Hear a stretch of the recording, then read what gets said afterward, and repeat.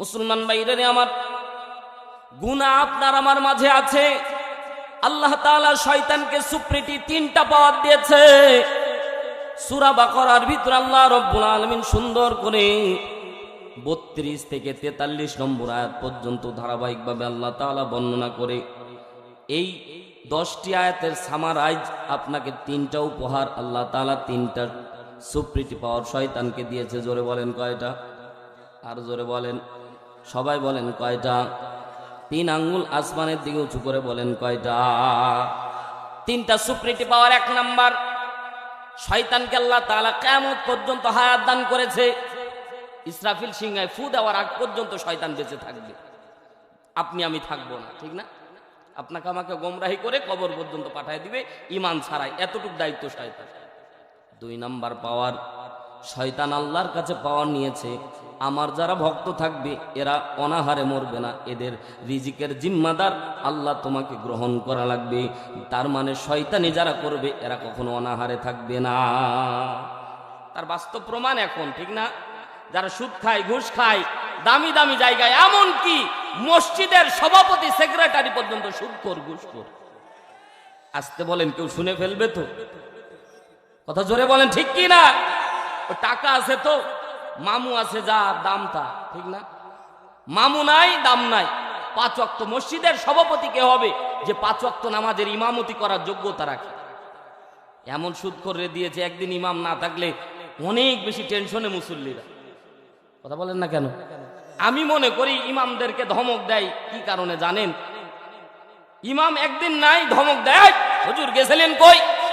বলে না ভাই, ধমক দিয়ে বলে। তো আমি বলি, আমি অনেক সামারেজ করে দেখেছি কেন ধমক দেয়। ধমক দেয় এই জন্য যাতে হুজুর আগে না বলতে পারে আমি নাই তো কি হয়েছে, আপনি ইমামতি করিয়ে।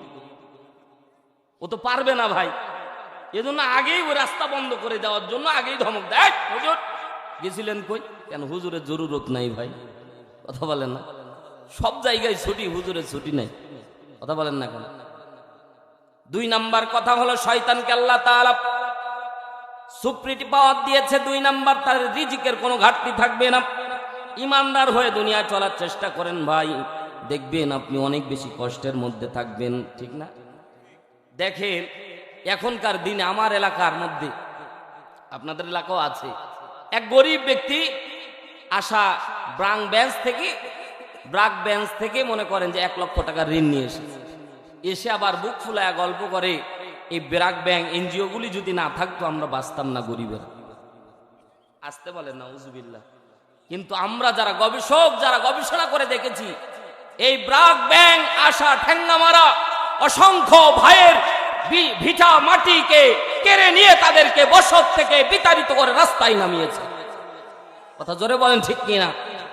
ওই যে চাকরি যারা করতেছে তারাও আপনার টাকায় চলে, যারা এই ব্যাংকগুলি চালাচ্ছে তারাও আপনার টাকায় চলে।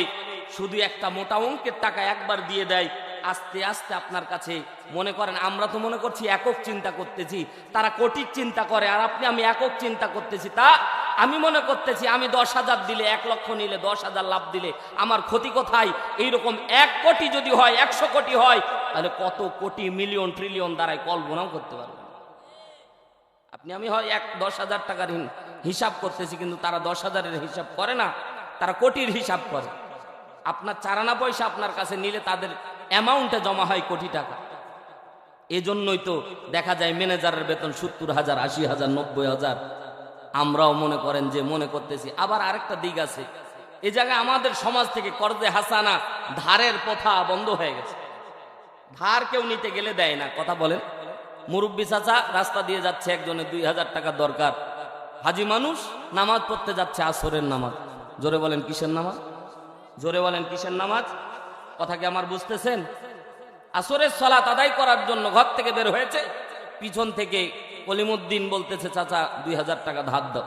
চাচা এমন একটা তারা মেরেছে, ধমক দিয়েছে, হাই বেটা টাকা নিয়ে ঘুরি, তোরে টাকা দিয়ে লাভ কি? বলছে, চাচা তুমি কি আমাকে পাগল ভাবছো নাকি? তুমি আজকে যদি 2,000 দাও, আগামী মাসের 5 তারিখে তোমাকে 2200 টাকা ফেরত দিব। বলছে, টাকা কি নিয়ে ঘুরি বেটা? চল মাগরিবের নামাজ পড়ে আমার বাড়িতে যাস, ওইখানে টাকা দিবা না। ওই যে 200 টাকা বেশি দিতে চাইছে, এখন দিবে, আর আগে মনে হয় যে ওর কানের উপর মেরেই দিল। কথা কয় না? সুদ আস্তে আস্তে বৃদ্ধি পাচ্ছে। 2 নাম্বার কথা বলতেছিলাম, পয়েন্ট ভোলা যাবে না। 2 নাম্বার কথা হলো শয়তানকে আল্লাহ অফুরন্ত রিজিক দান করবে। যারা শয়তানি করবে আল্লাহ তাদের রিজিকের কোনো ঘাটতি রাখবে না, কিন্তু পরকালটা আল্লাহ তাদের জন্য শূন্য করে দেবে। জোরে বলেন না উযুবিল্লাহ। ইমানদারদেরকে আল্লাহ তাআলা দুনিয়ার মধ্যে, আপনি আমি গরিব, এরে মুসলমান অনেক কষ্টের মধ্যে দিনাতিপাত করি, হালাল রুজি ভক্ষণ করার পরে অনেক কষ্টে দিন যায়, কিন্তু ইমানদারদের জন্য সুসংবাদ দান করতেছে আল্লাহ। এর মুসলমান, তিরমিজি শরীফের হাদিস 3য় খণ্ড, আল্লাহর নবী জলিল কদর পয়গম্বর জলিল কদর সাহাবী আবু হুরায়রা রাদিয়াল্লাহু তাআলা আনহু বর্ণনা করতেছেন। 365 নম্বর হাদিসের মধ্যে হাদিস রিওয়ায়াত বর্ণিত হয়েছে, আল্লাহর নবী ডাক দিয়ে বলে, গরিব ব্যক্তি ধনী ব্যক্তির 50,000 বছর আগে আল্লাহ তাআলা তাকে জান্নাত দিবে। জোরে একবার বলেন আল্লাহু আকবার। আরো জোরে বলেন আল্লাহু আকবার। কত দামি কথা, বাড়ি যা মিলাবেন। দুনিয়ার 50,000 বছর আল্লাহর গণনায় একদিন। দুনিয়ার 50,000 বছর আল্লাহর গণনায়, জোরে বলেন দুনিয়ার 50,000 বছর আল্লাহর গণনায়। আর আল্লাহ তাআলা বলছেন, পয়গম্বর দুনিয়ার মানুষদেরকে বলে দেন, ইমানদার হয়ে যদি মরতে পারে, আর যদি ব্যক্তিটা গরিব থাকে, দুনিয়ার মধ্যে গরুর গোশত চোখে দেখতে পারে নাই, কারণ 500 টাকা ইনকাম করে 700 টাকার কেজি গরুর গোশতের দিকে তাকাইতে পারে নাই, কষ্ট ছিল মনের মধ্যে। আল্লাহ সম্পদ দিলে গরু খাইতে পারতাম, সম্পদ দিলে দামি দামি খাবার খাইতে পারতাম, সম্পদ দিলে আমি দামি পোশাক পরিধান করতে পারতাম। আল্লাহ দুনিয়ার মধ্যে গরিব বানায়াছো, কিছুই করতে পারিনি। আল্লাহ বলছে, ওয়েট এন্ড সি, ধৈর্য ধরো, আমি আল্লাহ করি কি দেখো। দুনিয়ার মধ্যে, দুনিয়ার স্থানটা তো ক্ষণস্থায়ী, কোটি কোটি টাকার মালিক হলেও কবরের মধ্যে খালি হাতে। কথা জোরে বলেন ঠিক কিনা? কোটিপতি ভাই আপনার এলাকায় মারা গেছে, তারেও ভাই কবরের মধ্যে নামান 3.5 হাত কাপড় পরিধান করে। আপনার এলাকার মধ্যে ফকির ব্যক্তি, দিন আনতো দিন খাইতো, এই ব্যক্তিটা মারা যায়, তাকেও কাপড় পরিধান করে ওই কবরের মধ্যে রেখেছে। সমান তফাৎ, একই রকম, কোনো পার্থক্য না। আল্লাহর দরবারে বান্দা কেন্দ্রিক কোনো পার্থক্য নাই। আল্লাহর কাছে পার্থক্য হলো ইমানের পার্থক্য। যার ইমান আছে আল্লাহ তাআলা তাকে সম্মান দান করবে, যার ইমান নাই তাকে আল্লাহ তাআলা সম্মান দান করবে না। জোরে বলেন সুবহানাল্লাহ। আল্লাহ বলেন, কিয়ামতের ময়দানে আমি আল্লাহ ইমানদার ছাড়া কোনো বেঈমানের দিকে আমি আল্লাহ তাকাবো না। এর মুসলমান, যারা ফজরের আজান দেওয়ার পরেও যারা ঘাত তারামু করে শুয়ে থাকেন, জোহরের আজান দেওয়ার পরে যারা ঘাত তারামু করে কাজ করেন, আসরের আজান দেওয়ার পরে ঘাত তারামু করে যারা বাজারের মধ্যে আড্ডা দেন, মুসলমান গভীর মনোযোগ দেন। আল্লাহ তাআলা সূরা হাদীদের 12 নম্বর আয়াত আল্লাহ তাআলা সুন্দর করে জানায়া দেয়, ইয়াউমা তারাল মুমিনিনা ওয়াল মুমিনাতি ইয়াসআ নূরুহুম বাইনা আইদিহিম ওয়া বিআইমানিহিম বুশরাকুমুল ইয়াউম। আর জোরে বলেন আল্লাহু আকবার। জান্নাতুন তাজরি মিন তাহতিহাল আনহার খালিদিনা ফিহা যালিকা হুয়াল ফাওজুল আযীম। আল্লাহ বলেন, ইয়াউমা তারাল মুমিনিনা ওয়াল মুমিনাত, হাবিব আপনি কিয়ামতের ময়দানে দেখতে পাবেন দুনিয়ার মধ্যে ইমানদারদের, দুনিয়ার মধ্যে তাদের সম্মান জোশ খ্যাতি কম ছিল। কিয়ামতের ময়দানে আল্লাহ বলবেন, আমি আল্লাহ ইমানদারদেরকে এত সম্মান দান করব। আল্লাহ রাব্বুল আলামিন এজন্য তো ডাক দে বলে, ইয়াউমা তারাল মুমিনিনা ওয়াল মুমিনাত, আপনি মুসলমান নর এবং নারী, মুমিন নর এবং নারীদেরকে আপনি দেখতে পাবেন। ইয়াসআ নূরুহুম বাইনা আইদিহিম ওয়া বিআইমানিহিম, তাদের ঈমানের কারণে, আমলের কারণে আমি আল্লাহ কিয়ামতের ময়দানে আলো দান করব। কোন মুনাফিক, কাফের, মুশরিককে আমি আল্লাহ কিয়ামতের ময়দানে সম্মানিত করব না। আমি আল্লাহ তাআলা ঈমানদারদেরকে নূর দান করব। এই নূর ইয়াসআ, এই নূরের বৈশিষ্ট্য হচ্ছে, তাফসীর আশুর আল্লামা ইবনে আশুর রাহমাতুল্লাহ আলাইহি বলেন, এটা এমন একটা আলো, এই আলো আপনাকে নিয়ে জান্নাতের দিকে দৌড়ায় চলে যাবে। আপনাকে পথে হাঁটা লাগবে না। এই আলোর বৈশিষ্ট্য হচ্ছে আপনাকে নিয়েই যাবে। জোরে বলেন সুবহানাল্লাহ। আল্লাহ বলে, কোন দিকে যাবে? জান্নাতুন তাজরি মিন তাহতিহাল আনহার, ওই জান্নাত জান্নাতের দিকে দৌড়াবে, ওই জান্নাতের দিকে দৌড়াবে যে জান্নাতের প্রশস্ততা অনেক বেশি, খালিদিনা ফিহা, সেখানে তারা চিরকাল থাকবে। যালিকা হুয়াল ফাউজুল আযীম। আর দুনিয়ার মধ্যে সম্পদ ছিল, এটা সাফল্যের চাবিকাঠি না। দুনিয়ার মধ্যে বিসিএস ক্যাডার হয়েছিল বলে এটা সাফল্যের চাবিকাঠি না। দুনিয়ার মধ্যে অল্প টাকা মালিক ছিল, এটা সাফল্যের চাবিকাঠি না। বিশিষ্ট ব্যবসায়িক ছিল, এটা তার সফলতার চাবিকাঠি না। যালিকা হুয়াল ফাউজুল আযীম। তাফসীর ইবনে আশুর, আল্লামা ইবনে আশুর রাহমাতুল্লাহ আলাইহি বলেন, আল্লাহ তাআলা সাফল্যের চাবিকাঠি যাদেরকে জান্নাত দান করবে, এরাই কেবলমাত্র সাফল্যের চাবিকাঠি পাবে। জোরে বলেন সুবহানাল্লাহ। মুসলমান ভাইরা আমার 2 নাম্বার পয়েন্ট বলতেছিলাম, শয়তানকে সুপ্রিটি পাওয়ার দান করা হবে। এই জন্য আপনি আমি যারা গরিব আছি ভাই, কোনো রকমের চিন্তা করার দরকার নাই, শুধু ঈমান নিয়ে দুধ ভাত খেয়ে দুনিয়ার থেকে বিদায় নেন। কারণ এই দুনিয়া আপনার আমার থাকার জায়গা না, দুনিয়া ছেড়ে চলে যাওয়া লাগবে। কথা জোরে বলেন ঠিক কি না? এই জন্য তো কবি সুন্দর করে বলে, দুনিয়া থাকার জায়গা নয় রে দুনিয়া, দুনিয়া থাকার জায়গা নয়, না ফেরার দেশে যাইবা একদিন ফেসে, আর তো ফিরায় আইবা না ও দুনিয়া, দুনিয়া থাকার জায়গা নয়। কথা জোরে বলেন ঠিক কি না? নাকের কাছে জীবন তোমার, মরণ ঘাড়ের পিছে, পরাণ পাখি দিলে ফাঁকি, সবই তোমার মিছে। চোখ বুঝিলে একবার তুমি, হায় রে চোখ বুঝিলে একবার তুমি, আর তো ফিরায় আইবা না।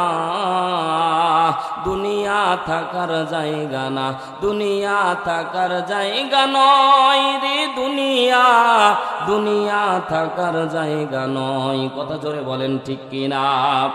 অল্প হায়াতের জিন্দেগিতে এ ভাই, অল্প হায়াতের জিন্দেগিতে যতটুক পারবেন আমল করবেন, যতটুক পারবেন আমল করবেন, তাহলে পরকাল অনন্তকালের জিন্দেগি আপনার আমার জন্য সুখময় হয়ে যাবে। জোরে একবার বলেন না সুবহানাল্লাহ। কিন্তু দুনিয়ার ধোকায় পড়ে আল্লাহরে ভুলে যাই, দুনিয়ার ধোকায় পড়ে আমরা মালিকরে ভুলে যাই। যে মালিক আপনারে খাওয়াচ্ছে, যে মালিক আপনারে পড়ায়, যে মালিক আপনারে চালায়, এ ভাই বলেন তো দেখি বুকে হাত দিয়ে, এখানে যারা বসে আছি কিংবা যারা আমরা শুনতেছি, এ মুসলমান কয়জন নিজের ইচ্ছায় দুনিয়ায় আসছেন? একজন আসছেন ভাই।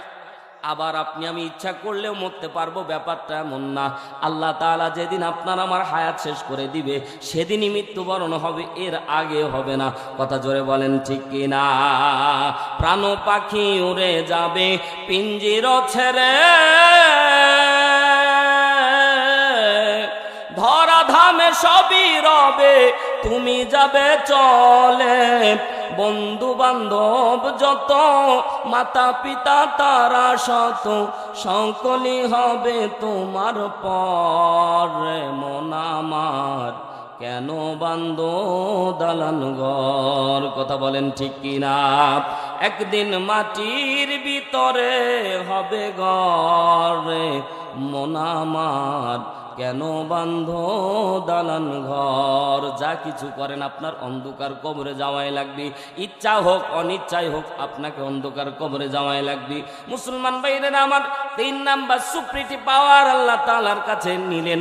3 নাম্বার পাওয়ার নিয়েছেন, আপনার আমার রক্ত কণিকার মধ্যে প্রবেশ করে আপনার আমাকে কনভার্ট করে জাহান্নামের দিকে নিয়ে যাবে। এ ভাই, এতগুলো পাওয়ার পাওয়ার পরে বলেন তো আপনি আমি কি ভালো আমল করতে পারবো? কথা বলেন না কেন? এই জন্য তো আপনি আমি ভুলে যাই মালিক রে। এই জন্য তো বারবার এই তাজকিয়ার জন্য সব আয়োজন করা হয়।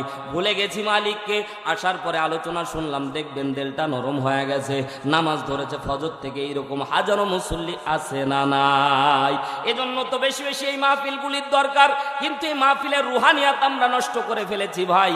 কারণ এক শ্রেণীর মানুষ এই মাহফিলটাকে ব্যবসায়ী রূপান্তরিত করে দিয়েছে। কত জোরে বলেন না কেন? এ মুসলমান, এটা তো আমার বিপক্ষে আমি ওয়াজ করতেছি, কারণ আমার পেটে আমি নিজেই লাথি মারতেছি। কারণ আজকে সমাজের মধ্যে খেয়াল করে দেখলাম, তাফসীর মাহফিল দেয় আর রাস্তার মধ্যে চাঁদা তোলার জন্য বসে যায়।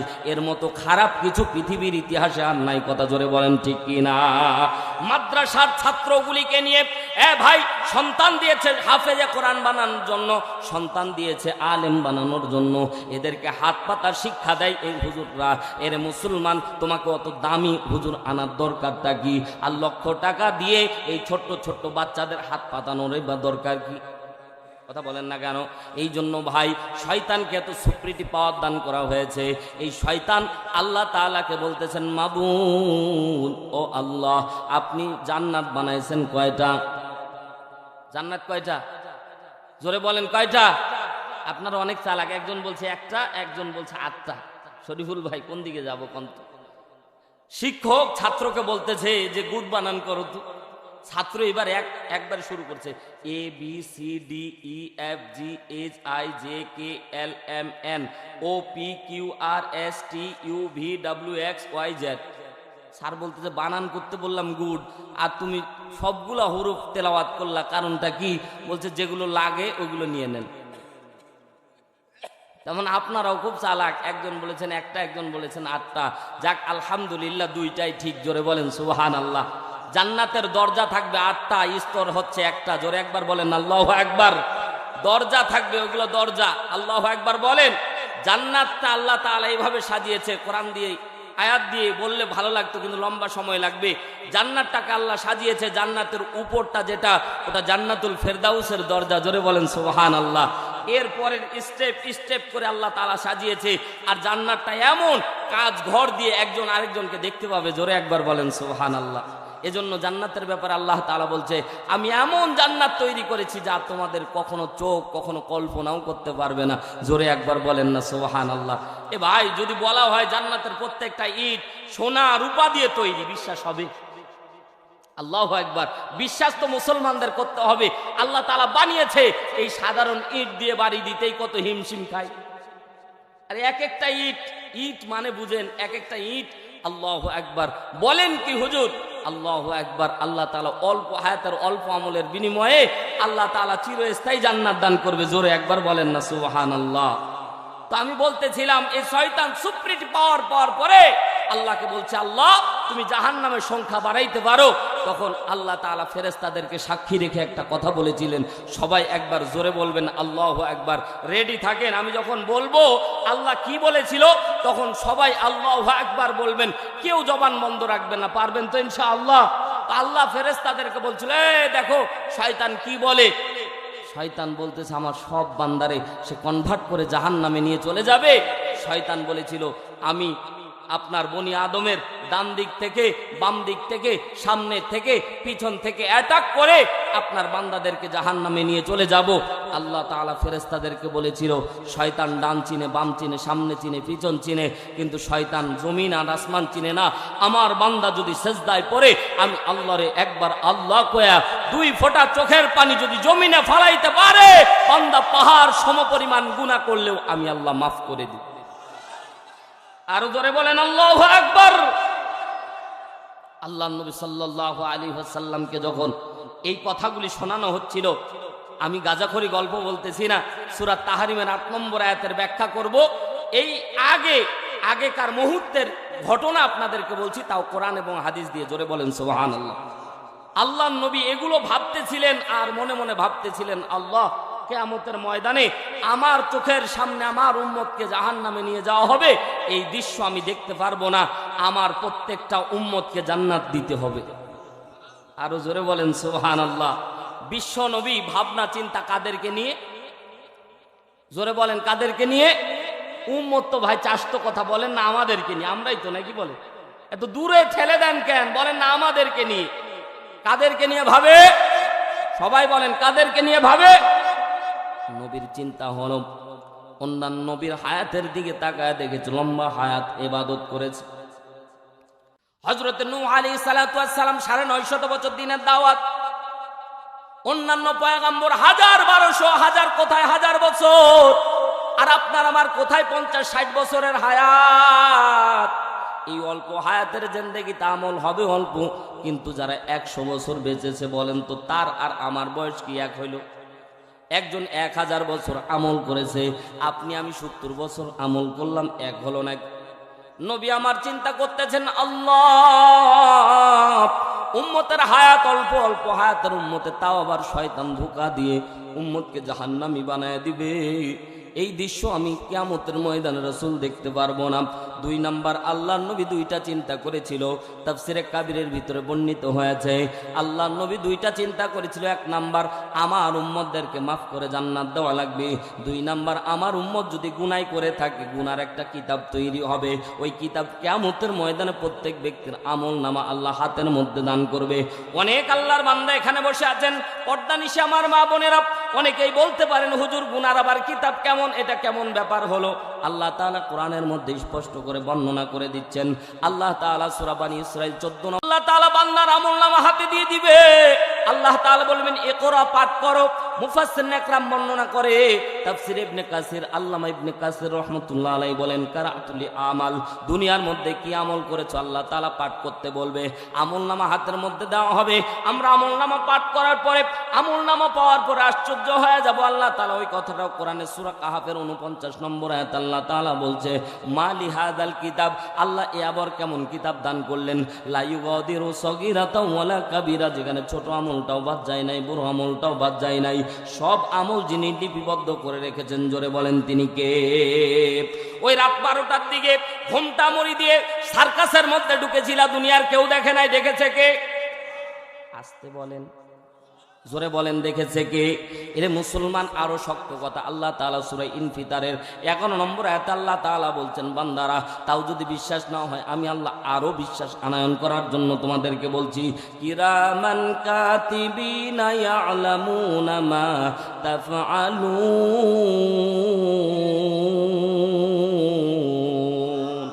জোরে বলেন আল্লাহু আকবার, আরো জোরে বলেন আল্লাহু আকবার।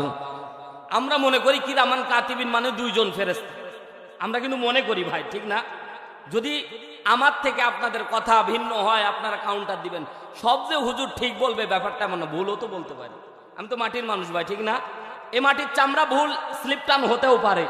কিরামান কাতিবিন মানে আমরা গ্রামগঞ্জের মানুষ মনে করি 2 জন ফেরেশতা, কিন্তু শব্দের দিকে দেখেন। আজকে ভুল আপনাদেরকে ভেঙে দেব। আজকে কিছু আমল আপনাদেরকে শেখাবো, যে আমলটা আপনার আমার অনেক কাজে লাগবে। জোরে বলেন সুবহানাল্লাহ। আমরা মুসলমান, নামে মুসলমান, গরু খাওয়া মুসলমান, চামড়া কাটা মুসলমান, আমরা এত অভাগা যে আমরা তায়াম্মুমের ফরজ জানি না। কথা বলেন না কেন? গোসলের ফরজ জানি না।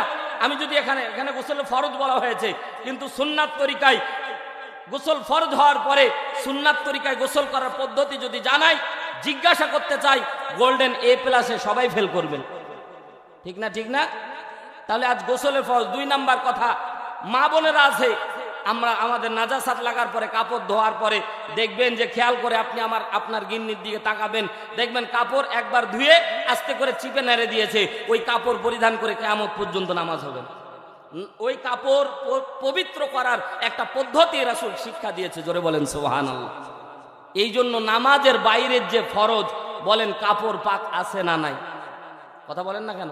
কাপড় পাক আছে না? কাপড় যদি না পাক হয়, আপনার সালাত কবুল হবে? তাহলে এগুলো শিখার দরকার তো নাই।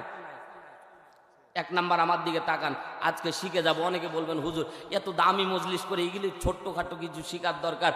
ভাই, মাঠের মধ্যে গেছেন, পানি নাই, তায়াম্মুম করবেন। তায়াম্মুমের নিয়ম জানেন না, ফরজ জানেন 3টা, কিন্তু নিয়ম জানেন না।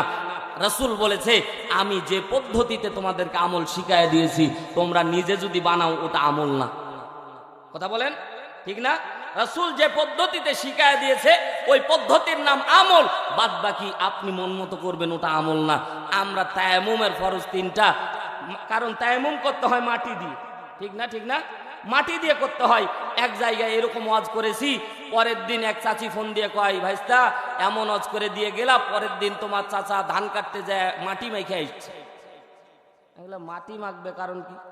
ওই যে বলছিলাম যে তায়াম্মুম মুখমণ্ডল মাসে করা, ও মাটি দিয়ে একবারে মুখ একবারে সেই মাসে করছে। বাড়ি গেছে, চাচি চিনতে পারে না, বলছে তুমি কে? বলছে আমি তোমার চা। আল্লাহু আকবার। তার মানে এই যে বললাম না, এবার দেখেন আমার দিকে তাকান। রাগ করতেছেন আপনারা? রাগ করতেছেন? সম্মানিত ভাইয়ার আমার, একটু শিখেন, আমার দিকে তাকান। তায়াম্মুমের ফরজ 3টা। জোরে বলেন কয়টা? 3টা কাজ করতে হবে। 1 নাম্বার, মনে মনে নিয়ত করবেন যে আল্লাহ আমি মাটি দিয়ে পবিত্রতা হাসিল করতেছি। আল্লাহু আকবার, জোরে বলেন। যাদেরকে ডাক্তার বলেছে যে পানি ছোঁয়া যাবে না, অসুখ বাড়বে, হয় না তা আপনার জন্য আল্লাহ তাআলা সহজ করে দিয়েছে, তায়াম্মুমের বিধান দিয়েছে। পানি নাড়া যাবে না বান্দা, টেনশন করো না, গোসলের ফরজ হয়েছে ওটাও তায়াম্মুম করলে আল্লাহ কবুল করে নেবে। জোরে বলেন সুবহানাল্লাহ। অনেকে ভয়ে কাজই করেন, আল্লাহ তাআলা হেফাজত করুন, জোরে বলেন আমিন। সম্মানিত ভাইয়ার আমার, তায়াম্মুম কিভাবে করতে হয় আমার দিকে তাকান। 1 নাম্বার নিয়ত করতে হবে।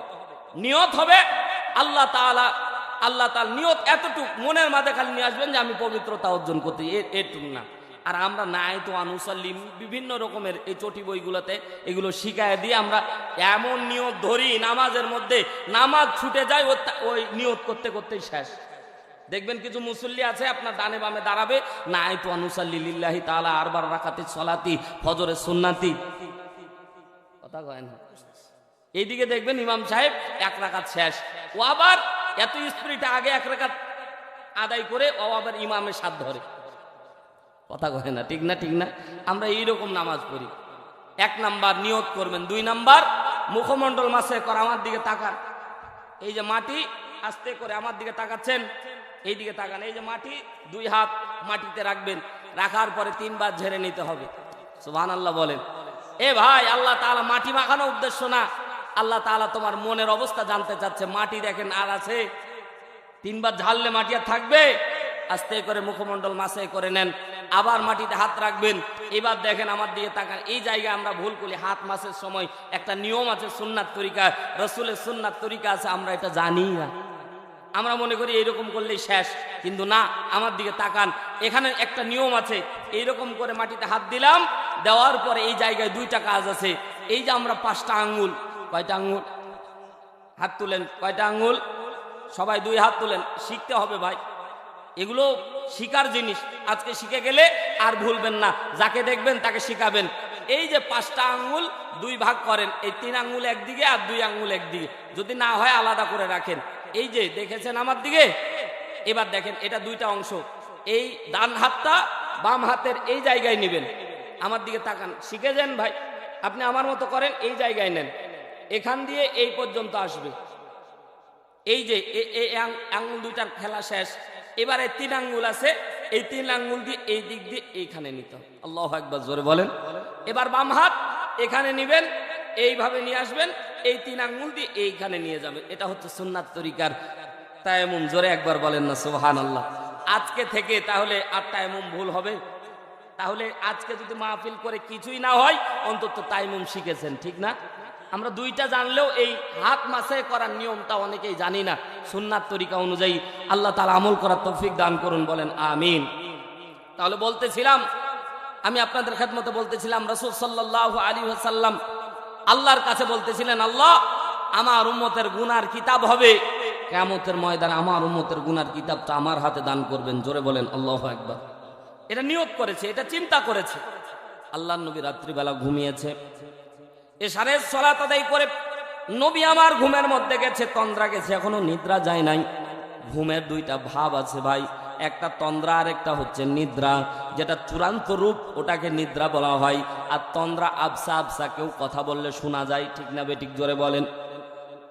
আল্লাহর নবী তন্দ্রা গেছে, এমন সময় জিবরাইল আমিন চলে আসলেন, সালাম দিলেন, আসসালামু আলাইকা ইয়া রাসূলুল্লাহ। জোরে একবার বলেন না আল্লাহু আকবার।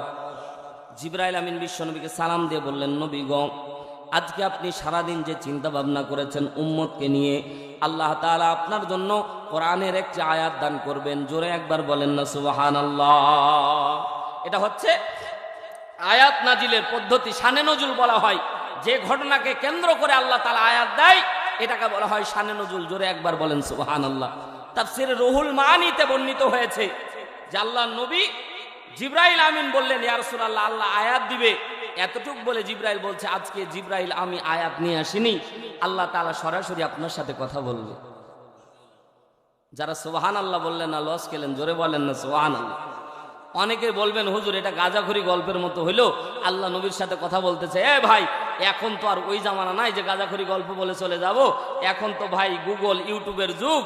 গুগলের মধ্যে গুগল রহমতুল্লাহ আলাইকে একটু সার্চ দিবেন, কত উল্টাপাল্টা সার্চ দেন। একটু সার্চ দেন যে ওহী নাজিলের পদ্ধতি কয়টি, তো দেখায় দিবে ওহী নাজিলের পদ্ধতি 7টি। জোরে বলেন কয়টি? 7 পদ্ধতিতে আল্লাহ 30 পারা কোরআন নাজিল করেছে। জোরে একবার বলেন না আল্লাহু আকবার। তার মাঝে 1 নাম্বার পদ্ধতি হচ্ছে ঘন্টা ধ্বনির ন্যায় শব্দ। 1 নাম্বার পদ্ধতি কি? ঘন্টা ধ্বনির ন্যায় শব্দ। আমরা মুসলমান কোরআন মানে ইসলামের কিছু মৌলিক বিষয় আমরা একদম জানি না। সে হলো ইসলামী বিশ্ববিদ্যালয়, আপনারা নাম শুনেছেন। এই ইসলামী বিশ্ববিদ্যালয় অন্যান্য ডিপার্টমেন্টেরও ছেলেরা পড়ালেখা করে। আপনাদের এলাকার রাইহান জামিল আল কোরআন এন্ড ইসলামিক স্টাডিজে পড়ালেখা করে। আল্লাহ তাআলা তাকে কবুল করুন, জোরে বলেন আমিন। আরো আশপাশ দিয়ে অনেকেই পড়ে। তো ইসলামী বিশ্ববিদ্যালয়ে অনেক অন্যান্য ডিপার্টমেন্টের ছেলেরা আছে। এক সাংবাদিক প্রশ্ন করেছিল যে 25 জন 5 জন নবীর নাম বলো তো। তুই আল্লাহর বান্দা, জীবন ও নবীদের নাম টান কোনোদিন পড়েনি, জানেও না।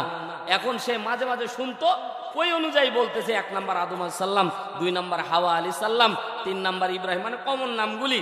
3 নাম্বার ইব্রাহিম, 4 নাম্বার রবীন্দ্রনাথ ঠাকুর, 5 নাম্বার লালন শাহ।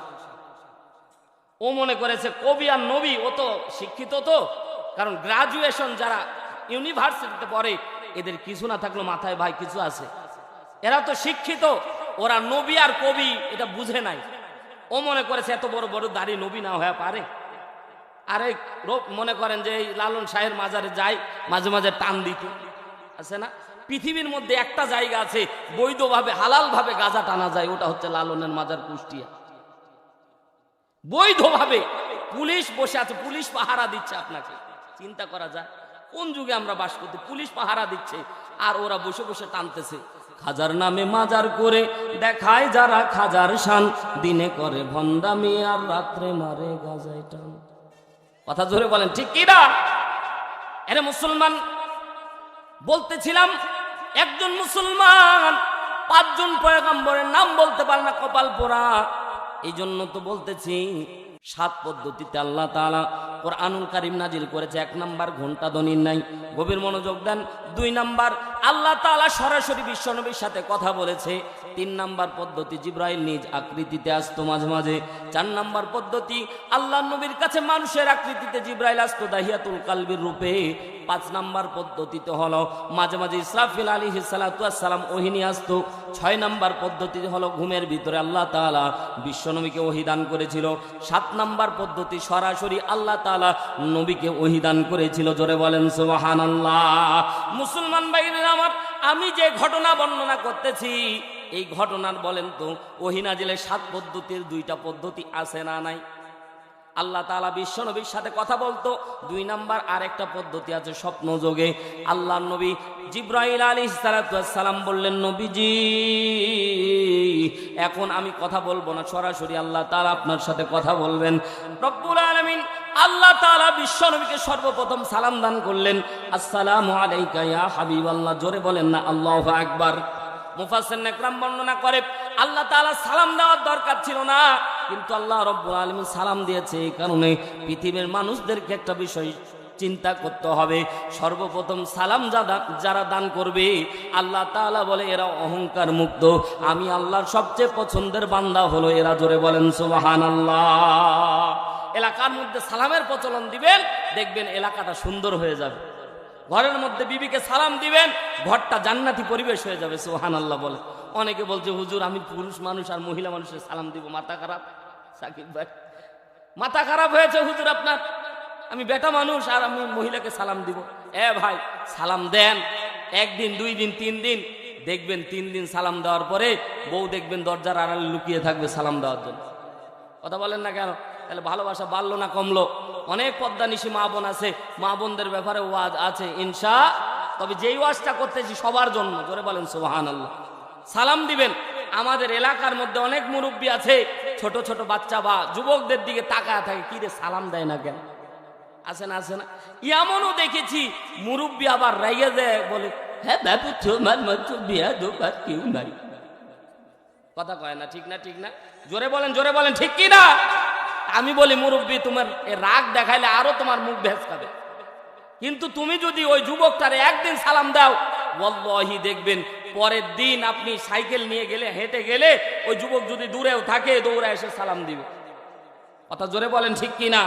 এলাকার মধ্যে যাবেন, ছোট ছোট বাচ্চাদেরকে সালাম দিবেন, ফিডব্যাক হবে কি 2-1 দিন পর দেখবেন বাচ্চারা বাড়ির মধ্যে থাকলে জানালা দিয়ে যে দেখে আপনি যাচ্ছেন, দৌড়া এসে আপনাদের সালাম দিবে। কথা বলেন, কথা বলেন। এজন্য সালাম বাড়াবেন তো ইনশাআল্লাহ। ছোট্ট ছোট্ট সন্তানদেরকে সালাম দিবেন, ফিডব্যাক আপনাকে দেখবেন কিছুদিন পর তারা যখন সালাম শিখে ফেলবে তখন দেখবেন আপনাকে সালাম দিবে। দেখবেন কথা বলতে পারে না, ওই সন্তানগুলিও হাত দেখায় আপনারে স্যালুট দিবে। তার মানে বুঝাচ্ছে যে আমি সালাম দিচ্ছি। বলেন না আল্লাহু আকবার। মুসলমান ভাইরা আমার, লম্বা করার সুযোগ নাই। আল্লাহ বিশ্বনবীকে সালাম দিয়ে হাবিবুল্লাহ বলে যখন ডাক দিয়েছে, তাফসীর রুহুল মানির ভিতরে বর্ণিত হয়েছে, বিশ্বনবী আমার ডাক দিয়ে বললেন আল্লাহ ও রব্বুল আলামিন, হাবিবুল্লাহ বলে ডাক দিয়েছেন, বন্ধু বলে ডাক দিয়েছেন। কিয়ামতের ময়দানে বন্ধু যদি অপমানিত হয় আপনি কি চাইবেন? দেখেন বন্ধুর সাথে বন্ধুর কথোপকথন কেমন ছিল। আল্লাহ তাআলা বিশ্বনবীর সাথে কথা বলতেছে, আল্লাহর নবী ডাক দিয়ে বলছেন আল্লাহ, কিয়ামতের ময়দানে আপনার বন্ধু যদি অপমানিত হয় আপনি কেমন ফিল করবেন? আল্লাহ ডাক দিয়ে বললেন পয়গম্বর বলেন বলেন কি করতে পারি আপনার জন্য?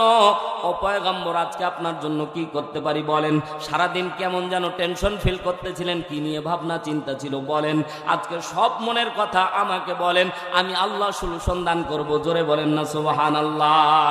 এরে মুসলমান, ওয়াজ যদি বুঝে থাকেন বলেন তো আল্লাহ মনের খবর জানে কি জানে না? সবাই বলেন না কেন, জানে কি জানে না? পিছনের ভাইরা চুপ করে আছেন, বলেন জানেন কি জানে না? আল্লাহ জানে। তারপরে বিশ্বনবীর কাছ থেকে জানতে চাচ্ছে। আল্লাহ তাআলা বিশ্বনবীকে ডাক দিয়ে বললেন পয়গম্বর কি নিয়ে ভাবনা চিন্তা ছিল? আল্লাহ নবী সুযোগ পেয়ে ডাক দিয়ে বলছেন আল্লাহ, কিয়ামতের ময়দানে আমার উম্মতকে বিনা হিসেবে জান্নাত দেওয়া লাগবে। 2 নাম্বার কথা হলো, আমার উম্মতের যদি গুনাহ থাকে এই গুনার কিতাবটা কিয়ামতের ময়দানে আমার হাতে দিয়ে দেওয়া লাগবে। আল্লাহ ডাক দিয়ে বললেন হাবিব বলেন গুনার কিতাব নিয়ে কি করবেন? বিশ্বনবী আমার ডাক দিয়ে বলছে, মুফাসসিরিন ইকরাম বলে, ইমাম কাতাদা রাহমাতুল্লাহ আলাইহি বলেন, আল্লাহর নবী বলছেন আল্লাহ গুনার পৃষ্ঠাগুলিকে একটা একটা করে ছিঁড়ে উম্মতকে জান্নাতে নিয়ে চলে যাব। জোরে বলেন না সুবহানাল্লাহ। রাহমাতাল লিল আলামিন নবী কোরআনে প্রমাণ, আশিক বিনে কে বুঝিবে আমার দয়ার নবীর শান, উম্মত বিনে কে বুঝিবে আমার দয়ার নবীর শান। জোরে বলেন না মারহাবা। নবী আমার মদিনার বলবো, আমার আল্লাহ ভালোবেসে নামটি দিলেন হাবিবে রাসূল। নবী আমার মদিনার বলবো, আমার আল্লাহ প্রেম করিয়া নামটি দিলেন মুহাম্মদ রাসূল। সেই নবীকে ভুল বুঝিলে, সেই নবীকে না মানিলে, সেই নবীকে না চিনিলে থাকবে না ঈমান। আশিক বিনে কে বুঝিবে আমার দয়ার নবীর শান, উম্মত বিনে কে বুঝিবে আমার দয়ার নবীর শান। জোরে বলেন না মারহাবা। আল্লাহ ডাকতে বললেন হাবিব ও পয়গম্বর আপনার জন্য কি করতে পারি? আল্লাহ নবী ডাকতে বললেন আল্লাহ আমার উম্মতের অনেক গুনাহ থাকবে রে আল্লাহ, কিয়ামতের ময়দানে উম্মতের গুনার খাতাটা আমার হাতে দিবেন, গুনার কিতাবটা আমার হাতে দিবেন। আল্লাহ ডাকতে বলছেন পয়গম্বর গুনার কিতাব নিয়ে কি করবেন? আল্লাহ নবী বলেন পৃষ্ঠাগুলি ছিঁড়ে উম্মতের জান্নাতের দিকে নিয়ে চলে যাব। আল্লাহ ডাকতে বললেন হাবিব আপনি যা ভাবতেছেন তা না, অতগুলো হাফ কেজি না, আপনি যেটা ভাবতেছেন ওটা না। কিয়ামতের ময়দানে কেউ কাউকে চিনবে না। কিয়ামতের পরিবেশ এমন ভয়ানক হবে যে আপনি আপনার গুনার উম্মতের গুনার পৃষ্ঠাগুলি ছিঁড়ে আপনি জান্নাতে উম্মতকে নিয়ে চলে যাবেন, আর অন্যান্য উম্মতেরা নবীরা চায়া চায়া থাকবে। ব্যাপারটা এমন না। আমি আল্লাহ কোরআনের মধ্যে ঘোষণা দিয়েছি ইন্নাল্লাহা আল্লাহ তাআলা কোরআনের মধ্যে বলছে ইন্নাল্লাহা মিসকালা যাররা, আমি আল্লাহ রব্বুল আলামিন আমি বান্দার উপর বিন্দু পরিমাণে জুলুম করব না। কিন্তু আপনার উম্মতের গুনার পৃষ্ঠা ছিঁড়ে উম্মতকে যদি জান্নাতে নিয়ে যান, এটা তো দুনিয়ার মধ্যে ফেসিবাদের মতোই হয়ে গেল। কথা বলেন ঠিক কি না? দল করলে তার কোনো অপরাধ নাই। কথা বলেন না কেন? অন্যায় করেছে, অপরাধ করেছে, দল করার কারণে তাকে তাকে মুক্তি দিয়ে দেওয়া হয়েছে। দুনিয়ার মধ্যে এটা চলেছে। আল্লাহ বলেন পয়গম্বর কিয়ামতের ময়দানে এইরকম হবে না, আপনি উম্মতের গুনার পৃষ্ঠা ছিঁড়ে উম্মতের জান্নাতে নিয়ে চলে যাবেন। ব্যাপারটা তো সহজ না। আল্লাহর নবী লজ্জা পেলেন, আহারে সুযোগ দিয়েছে আল্লাহ, কি বলতে কি বলে ফেললাম। তাৎক্ষণিক নবী আমার লজ্জা পেয়ে মাথাটা নিচু করেছে। আল্লাহ তাআলা বুঝতে পেরেছেন পয়গম্বর আমার লজ্জা পেয়ে, বিশ্ব নবী আমার লজ্জা পেয়ে মাথাটা নিচু করেছে। আল্লাহ তাৎক্ষণিক সূরা তাহরিমের 8 নম্বর আয়াত বিশ্ব নবীর উপর নাজিল করে দিয়েছে। জোরে একবার বলেন না সুবহানাল্লাহ। আল্লাহ রাব্বুল আলামিন ডাকতে বললেন পয়গম্বর আপনাকে আপনার উম্মতের গুনার কথা বললাম, আপনি লজ্জা পেলেন, এর থেকে বেশি উপহার উপঢৌকন আমি আল্লাহ আপনাকে দান করতেছি। কেমন উপহার আল্লাহ দান করতেছেন দেখেন। আল্লাহ ডাকতে বলছেন ইয়া আইয়ুহাল্লাযীনা আমানু তুবু ইলাল্লাহ। আল্লাহ বলছে আপনার উম্মতেরা যখন গুনাহ করবে তো তাদেরকে বলবেন তুবু ইলাল্লাহ, তারা যেন তাৎক্ষণিক তওবা করে। জোরে বলেন না সুবহানাল্লাহ। তো কেমন তওবা? তাওবাতান নাসুহা, একনিষ্ঠ তওবা করতে বলবেন। আমি আল্লাহ আপনার উম্মতের জিন্দেগীর গুনাহ মাফ করে দিই। যত গুনাহ করুক, যত গুনাহ করুক, মুফাসসিরিন একরাম বর্ণনা করেছে পাহাড় পরিমাণ গুনাহ করেছে, আল্লাহ তাআলা বলছেন হাবিব আপনার উম্মতকে বলবেন গুনাহ হবে তো তওবা করতে বলবেন, আমি আল্লাহ মাফ করে দিব। আল্লাহ বুঝাতে চাচ্ছেন পয়গম্বর যদি গুনাহ মাফ করে দেওয়া হয় তাহলে তো কিতাবই থাকবেন। আমি আল্লাহ রাখবো না আপনার উম্মতের কোন গুনার কিতাব, আমি আল্লাহ আপনার উম্মতকে বিনা হিসেবে জান্নাত দেব। আরো জোরে বলেন সুবহানাল্লাহ। আল্লাহর নবী এখনো মাথা উঠায় না। ইবনে আব্বাস রাদিয়াল্লাহু তাআলা আনহু হাদিস বর্ণনা করতেছে, মুসনাদ আহমদ ৫ম খণ্ড ৫৫৫ নম্বর হাদিস। আল্লাহর নবী সাল্লাল্লাহু আলাইহি ওয়াসাল্লাম এখনো মাথা উঠায় নাই। আল্লাহর নবীকে আল্লাহ তাআলা বলছেন হাবিব উম্মতের গুনাহ মাফ করে দিতে চাইলাম, তারপরেও মাথা উঠাইলেন না। এরে আল্লাহর বান্দারা যারা এখানে বসে আছেন ওয়াল্লাহি ওয়াল্লাহি একটা বান্দা উঠে যাবেন না, কারণ শয়তান চায় না আপনার গুনাহ মাফ হোক। আল্লাহ ওয়াদা করতেছে। কেমন ওয়াদা করতেছে? আল্লাহ বলছে ওয়াদা করি। আল্লাহ বলে বান্দা তুমি যদি তাওবাতান নাসুহা করতে পারো রে বান্দা, আমি আল্লাহ তোমার জিন্দেগীর তামাম গুনাহ মাফ করে দেব। জোরে বলেন সুবহানাল্লাহ। বিশ্বনবী আমার মাথা এখনো উঠায় নাই। আল্লাহর নবী মাথা না উঠানোর কারণে আল্লাহ তাআলা বিশ্বনবীকে খুশি করার জন্য আল্লাহ তাআলা কোরআনের আয়াত আরো লম্বা করে দিলেন। আল্লাহ ডাকতে বলছেন আসা রাব্বুকুম আইয়ুকাফিরা আনকুম সাইয়্যাতিকুম ওয়া ইউদখিলাকুম জান্নাত। জোরে বলেন না আল্লাহু আকবার। আল্লাহ তাআলা বলছেন পয়গম্বর আপনাকে কিয়ামতের ময়দানে কষ্ট করা লাগবে না, আমি নির্জিম্মায় আপনার উম্মতকে জান্নাতে পৌঁছায় দিব। জোরে বলেন না সুবহানাল্লাহ। আল্লাহ বলছে আপনি কেন কষ্ট করবেন, আমি আল্লাহ নির্জিম্মায় উম্মতরে জান্নাতে পৌঁছায় দিব। নবী আমার এখনো মাথা উঠায় নাই। আল্লাহ লজ্জা একটু বেশি ছিল তো, আল্লাহ বলতে কি বলতে বলে ফেললাম, তো আল্লাহ লজ্জা ভাঙানোর জন্য নবীকে উপহার দিচ্ছে। জোরে বলেন না আল্লাহু আকবার। মুফাসসিরিন একরাম আয়াতের তাফসীর করতে গিয়ে সূরা ফুরকানের ৭০ নম্বর আয়াত নিয়ে এসে বলতেছেন আল্লাহ তাআলা এটাও নবীকে বুঝাতে চাচ্ছেন হাবিব আপনার উম্মতদেরকে বলে দিবেন ফাউলাইকা ইউবাদদিলুল্লাহি সাইয়্যাতিহিম হাসানা। আল্লাহ তাআলা নবীকে বুঝাতে চাচ্ছেন হাবিব আপনার উম্মতদেরকে বলে দিবেন যে যত গুনাহ করবে গুনাহ যখন মাফ হবে তো গুনাহটা কি হবে, পৃষ্ঠা ছিঁড়া লাগবে? বলে না, পৃষ্ঠাগুলিকে ফাউলাইকা ইউবাদদিলুল্লাহ বাদদালা ইউবাদদিলু ফাহুয়া মুবাদদিল। আল্লাহ বলছে গুনাহটাকে উল্টায় সওয়াবে রূপান্তরিত করে দেও। এ ভাই এত আস্তে সুবহানাল্লাহ, যে যত গুনাহ করেছি শুধু তাওবাতান নাসুহা করলে আল্লাহ তাআলা উল্টায়া সওয়াব পরিণত করে দিবে। যে যত গুনাহ করেছি আল্লাহ তত সওয়াব। আরো জোরে বলেন সুবহানাল্লাহ। আল্লাহ বলছে কোন পয়গম্বরকে আমি আল্লাহ এত সুযোগ দান করি নাই। আল্লাহ নবী মাথাটা উঁচায় মুচকি একটা হাসি দিয়েছে, আল্লাহ তাআলা খুশি হয়ে গেছে। জোরে বলেন সুবহানাল্লাহ। আল্লাহ বলছেন হাবিব আমি তো আপনাকে বলছিলাম আপনাকে এত দিব আপনি খুশি হয়ে যাবেন। আপনার উম্মতকে কষ্ট করে কিয়ামতের ময়দানে উম্মতের পৃষ্ঠা ছিঁড়ার দরকার হবে না। উম্মত যত গুনাহ করবে শুধু তাওবাতান নাসুহা করতে বলবেন, আমি আল্লাহ উম্মতকে তত নেকি দিয়ে আমি আল্লাহ জান্নাতে পাঠিয়ে দেব। আরো জোরে বলেন সুবহানাল্লাহ।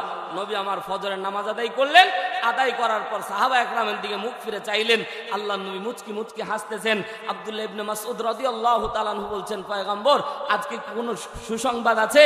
আল্লাহ নবী বললেন, আল্লাহ সূরা তাহরিমের 8 নম্বর আয়াত নাজিল করে আমার উম্মতকে এত দামি উপহার দান করেছে, ইতিপূর্বে আল্লাহ তাআলা এত দামি কথা কোরআনে কোথাও বলেনি। আরো জোরে বলেন সুবহানাল্লাহ। রাগ হচ্ছে? আল্লাহ নবীর সাহাবী বলছেন, তেলাওয়াত করেন তো দেখি। আল্লাহ নবী তেলাওয়াত করছেন, ইয়া আইয়ুহাল্লাযীনা আমানু তুবু ইলাল্লাহি তাওবাতান নাসুহা আসা রাব্বুকুম আইয়ুকাফিরা আনকুম সাইয়্যাতিকুম ওয়া ইউদখিলাকুম জান্নাত।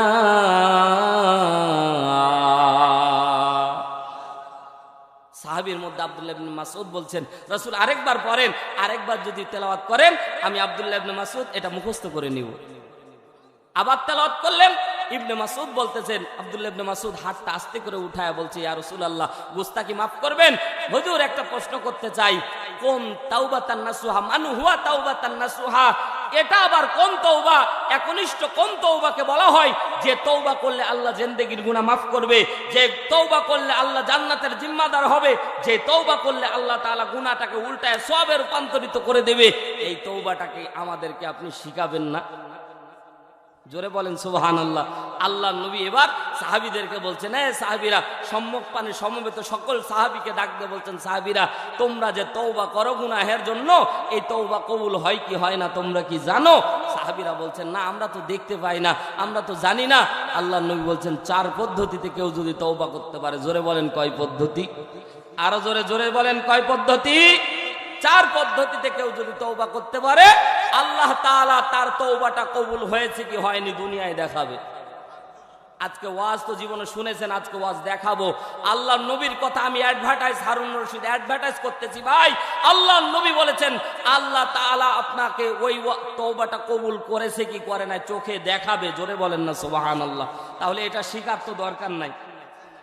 আস্তে বলেন, আস্তে বলেন। আছে আছে, শিখবেন না কে কে হাত তুলেন তো।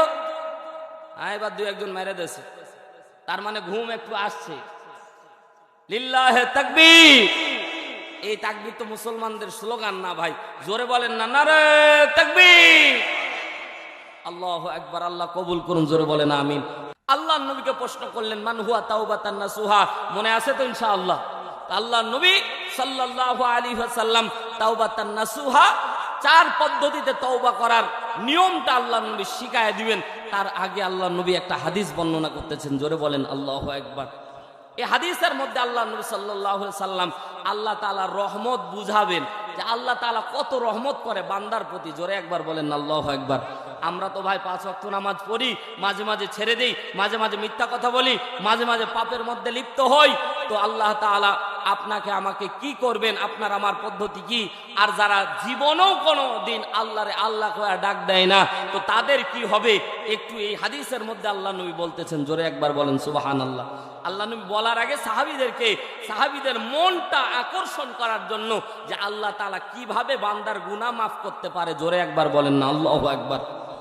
আল্লাহ নবী সাল্লাল্লাহু আলাইহি সাল্লাম বলছেন, সাহাবীরা জিবরাইল আমাকে বলে গিয়েছে। কে বলেছে? জিবরাইল বলছে, ইয়া রাসূলুল্লাহ আমি নিজে ছিলাম ওই জায়গায়, ঘটনা আমি দেখেছি, নবী মুসার আমলের এক ঘটনা। জোরে একবার বলেন সুবহানাল্লাহ। আল্লাহ নবী বলেছে, বনি ইসরাইলের কাহিনী বলো, কোনো দোষ নাই, তবে ওই কাহিনীটা হবে সত্য। বনি ইসরাইলের মিথ্যা কাহিনী বলে তাফসীর করা আল্লাহ নবী নিষেধ করেছে।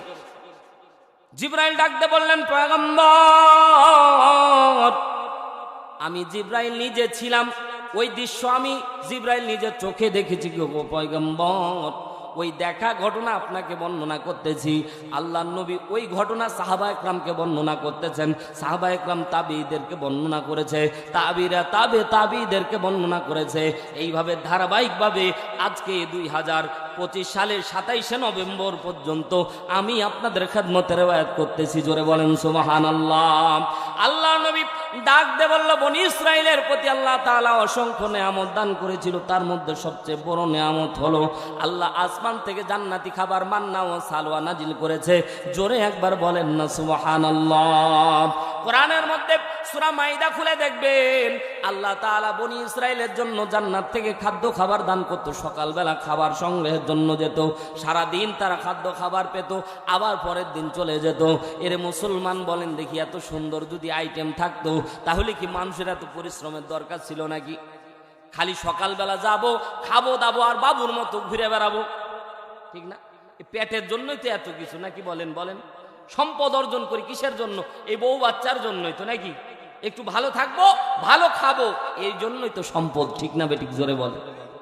এই যদি সকালবেলা যদি খাবারের টেনশন না থাকে তাহলে কি আর টেনশন থাকে? কত বড় নাফরমান হলে এরা আল্লাহর কাছে বলে আল্লাহ জান্নাতি খাবার আর ভালো লাগে না, আমরা আবাদ করে খাবো। কত বড় শয়তান হলে এই কথা বলে ভাই। কোরআনের কথা আল্লাহ বলছেন যে নবী মুসাকে বলতেছে আমরা ওইসব আল্লাহর দেওয়া খাবার আর ভাল লাগতেছে না, জান্নাতি খাবার খাচ্ছে ভাই। আল্লাহু আকবার বলেন না।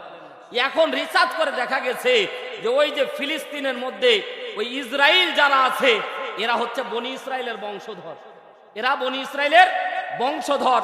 আর এদের মস্তিষ্কে জান্নাতি খাবার যাওয়ার কারণে এদের মেধায় এত বেশি তীক্ষ্ণ, এরা পৃথিবী শাসন করতেছে, আঙ্গুল দিয়ে নাকের ডগাই মুসলমানদেরকে মারতেছে, মুসলমান কিছুই করতে পারে না। আর ওদের মাথার মধ্যে ওই যে জান্নাতি খাবার আছে, ওদের মাথার বুদ্ধি একরকম আর আমাদের বুদ্ধি একরকম। তবে আল্লাহ তাআলা বাঙালির বুদ্ধি এত দিয়েছে, পৃথিবীর ইতিহাসে বাঙালির কাছে সবাই মাথা নত করে। সুবহানাল্লাহ বলে। চায়নারা ভাই মেশিন আবিষ্কার করেছে, মেশিন আবিষ্কার করার পরে দেখতেছে বাঙালিরা যেভাবে বাংলাদেশ মেশিন নিয়ে যাচ্ছে, প্রত্যেক 1.5 মিটার পর পর মেশিন বসানোর দরকার, পাইপ বসানোর দরকার। কিন্তু চায়নারা এসে দেখে বাঙালি, ওরা মেশিন তৈরি করেছে পানি উঠানোর জন্য। কথা বলে, পানি উঠানোর জন্য মেশিন আবিষ্কার করেছে। ওরা বাংলাদেশে এসে দেখে যে বাঙালি যে হারে মেশিন নিয়ে যাচ্ছে, এ তো 1.5 মিটার পর পর পাইপ বোরিং করে তাদের মেশিন বসানোর দরকার, এরা এত জায়গা পাচ্ছে কই? বাঙালি বাংলাদেশে এসে দেখে কেউ ভটভটি, কেউ নসিমন করিমন ধান মারা মেশিন কত কি বানায় রেখে দিয়েছে। ওরা ভাবেও নি এগুলো। সুবহানাল্লাহ জোরে বলে, জোরে বলেন সুবহানাল্লাহ। ওরা ভাবেও নি যে এত কিছু হবে। আগে দেখতাম এই যে ভিতরে আঠি ঢুকায় দিত, পোয়াল হয়ে বাইর হচ্ছে, ধান হয়ে বাইর হচ্ছে। আমরা ভাবলাম মনে হয় কারি আর করা যাবে না। এখন দেখতেছি ঢাকনা উঠাই দিয়ে ওনে দাঁড়ায় আছে। কথা কয় না ভাই? ঠিক না ঠিক না ঠিক না? এ তো বুদ্ধি আল্লাহ দিয়েছে। সিঙ্গাপুরে সেদিন এক আর্টিকেল পড়লাম, সিঙ্গাপুরে দেখতেছি যে সিঙ্গাপুরে আগে জুতা পালিশ করার জন্য মেশিন বানাইছে। তো বাঙালি মেশিনে পা ঢুকাইছে, দেখতেছে পা পরিষ্কার করে দিয়েছে, বাম পা ঢুকাইছে, পরিষ্কার হয়ে বের হয়েছে। বাঙালি মনে মনে চিন্তা করতেছে মনে ফ্রি ফাও মেরে দিলাম, কিন্তু না, বাম পা চেপে ধরেছে আর টাকা না দিলে দিবে না। $100 দেখাচ্ছে, বাঙালি পকেট হাসতায় দেখতেছে $10। পাও ছাড়ে না, বেকায়দা ফোন করে বন্ধুকে বলতেছে বন্ধু তাড়াতাড়ি $90 নিয়ে আসুন, পা ছাড়ে না। পরের দিন দেখবেন ওই $100 দিয়ে গেছে, পরের দিন 2 বন্ধু আবার এসেছে, ওই বন্ধু আবার পা ঢুকাইছে, এর পা ঢুকা দেখে ও দৌড় মেরেছে। আজ কি না কি হয়, আবার ধরবে। কিন্তু এই এত চালাকের চালাক, এক পা এক মেশিনে দিয়েছে, পালিশ হয়েছে, দ্বিতীয় পা দেয়নি, কারণ দ্বিতীয় পা দিলে ধরে ফেলবে, ও আরেক মেশিনে আরেক পা ঢুকায়। এইভাবে প্রত্যেক দিন নতুন নতুন মনে করেন পালিশ করে আর বাবু মেরে ঘুরে বেড়ায়। মাস শেষ করে মেশিনের মালিকরা করে কিরে জুতা পালিশ হলে 100 টাকা নেয়। এই হলো বাঙালির বুদ্ধি। বাঙালিকে ঠকানো যায় ভাই? কথা বলেন, বাঙালিকে ঠকানো যায়? সম্মানিত ভাইয়ার আমার, গভীর মনোযোগ দেন। বিশ্বনবী আমার ডাক দে বলছে উম্মতরা শুনে নাও। বনি ইসরায়েলের জাতির কথা বলতেছিলাম। আল্লাহ তাআলা মান্না সালওয়া নাজিল করেছিল। কোরআনে সূরা মাইদার ভিতরে বর্ণিত হয়েছে 3 কারণে 3 বার বনি ইসরায়েলের জন্য আল্লাহ তাআলা মান্না সালওয়া বন্ধ করেছিল। 2 নাম্বার বন্ধ হওয়ার মধ্যে এই ঘটনাটা বর্ণিত হয়েছে। 3 নাম্বার, কিয়ামত পর্যন্ত জান্নাতি আর খাবার মান্না সালওয়া দুনিয়ার মধ্যে আসবে না ভাই, এটা একেবারে বন্ধ করে দিয়েছিল তার বদদুয়ার বদৌলতে। 2 নাম্বার, যখন কিছুদিন মান্না সালওয়া খাওয়ার পরে যখন বনি ইসরাইলেরা খেয়াল করে দেখতেছে সকালবেলা সবাই গেছে কিন্তু মান্না সালওয়া নাই, নবী মুসার দরবারে চলে গেল। নবী মুসা, আমাদের মান্না সালওয়া আজকে নাজিল হয় নাই, আপনারা রাগ করতেছেন? লিল্লাহে তাকবীর। সম্মানিত ভাইয়ার আমার, গভীর মনোযোগ দেন। আল্লাহর নবী সাল্লাল্লাহু আলাইহি সাল্লাম ডাক দিয়ে বলেন উম্মতরা শোনো, মান্না সালওয়া নাজিল হওয়া যখন বন্ধ হয়ে গেছে, কওমের লোকজন নবী মুসার কাছে দৌড়ায় চলে গেল। নবী মুসা, মান্না সালওয়া নাজিল হচ্ছে না, নবী মুসা আল্লাহর কাছে আপনি একটু দোয়া করে দেন যাতে নাজিল হওয়া শুরু করে দেয়।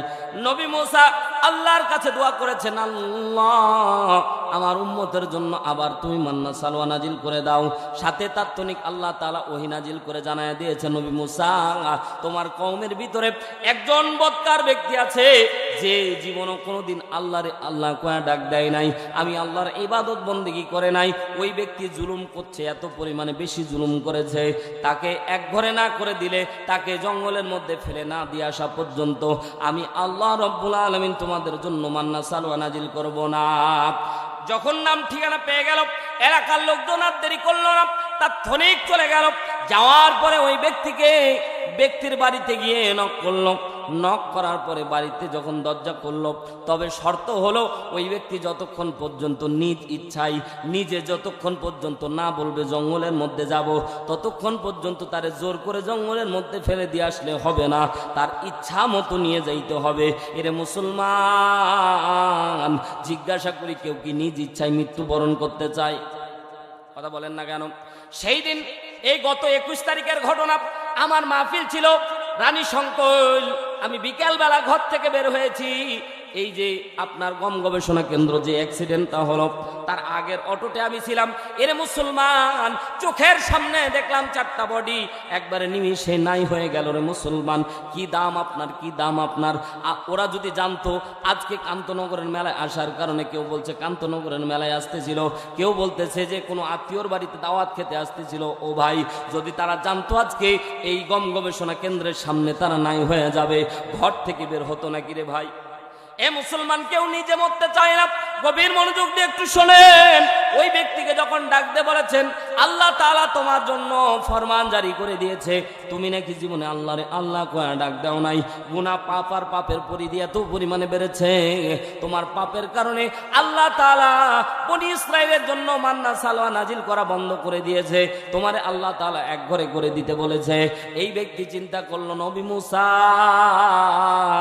তুমি এমন এক জঙ্গলের কথা বললা যে জঙ্গলে গেলে, ওই জঙ্গলটা এমন ভয়ানক জঙ্গল ছিল, পশু পাখি সাপ বিচ্ছু দিয়ে ভরা ছিল।